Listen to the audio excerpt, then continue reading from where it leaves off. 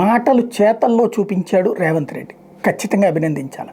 పేదలకి దుడ్డు బియ్యం ఇచ్చి ఆ దుడ్డు బియ్యం వాళ్ళు తినలేక దాదాపుగా కేంద్ర ప్రభుత్వం 39 రూపాయలు ఖర్చు పెట్టుకుంటుంటే దాని మీద ₹1 రాష్ట్ర ప్రభుత్వం ఖర్చు పెట్టుకుంటుంది. ఆ డబ్బులతో ఉన్నటువంటిది ఇప్పుడు కంప్లీట్గా ఫ్రీగానే ఇస్తుంది కేంద్ర ప్రభుత్వం. అంటే ₹40 ఫ్రీగానే ఇస్తుంది.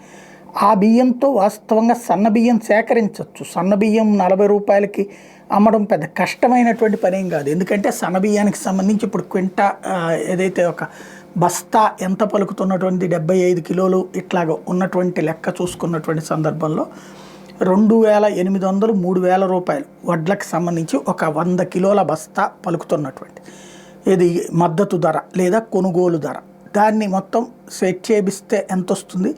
75 కిలోల నుంచి 80 కిలోలు వస్తుంది. 80 కిలోలు వేసుకుంటే ఈ ₹3000 డివైడెడ్ బై చేస్తే దగ్గరగా ₹30-35 వచ్చేస్తుంది.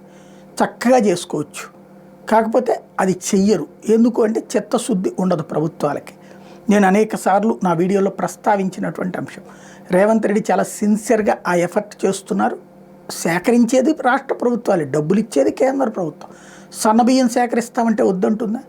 దానికి ఈ ప్రభుత్వమే సేకరిస్తున్నప్పుడు కొంత తినేటటువంటి అవకాశం కూడా ఉంటుంది. దాని మూలంగా అవసరమైతే ఇంకో ₹10 ఎక్కువ పడుతుంది. ఆ ₹10 పెట్టుకోవడానికి మేము సిద్ధంగా ఉన్నామని చెప్తున్నట్టు రేవంత్ రెడ్డి. అవసరమైతే కొన్ని వైట్ రేషన్ కార్డులు ఏవైతే అనర్హులకు ఉందో తీసేస్తాడేమో అది కవర్ చేసుకోవడానికి. బట్ సన్న బియ్యం ఇవ్వడం ప్రారంభించడంతో పాటుగా అసలు ఈ బియ్యం పథకాన్ని మొదట ప్రారంభించింది కోట్ల విజయభాస్కర్ రెడ్డి అన్నటువంటి విషయాన్ని గుర్తు చేసుకొచ్చారు. సాధారణంగా తెలుగుదేశం వాళ్ళు ఎన్టీ రామారావు తీసుకొచ్చారు ₹2 కిలో బియ్యం అంటారు. ₹2 కిలో బియ్యం ఎన్టీఆర్ తెచ్చింది. కానీ ₹90 కోట్ల విజయభాస్కర్ రెడ్డి ఇచ్చారు.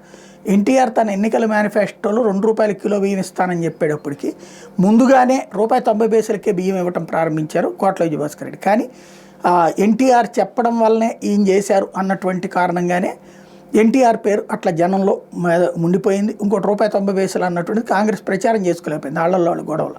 ఇప్పుడు అది రేవంత్ రెడ్డి వాడుకున్నారు. తను తెలుగుదేశం నుంచి వచ్చిన ఎన్టీఆర్కి ఆ క్రెడిట్ ఇవ్వడం కంటే కూడా ముందు తను కాంగ్రెస్ పార్టీ ముఖ్యమంత్రి కాబట్టి కాంగ్రెస్కి ఆ క్రెడిట్ ఇస్తూ ఆ తర్వాత ఎన్టీఆర్ కూడా దాన్ని కొనసాగించారని చెప్పడం ద్వారా మళ్ళీ వీళ్ళని మైనస్ కానికుండా జాగ్రత్త పడే ప్రయత్నం చేశారు. ఏది ఏమైనా బియ్యం అయితే సన్న బియ్యం రావడం మంచి పరిణామం.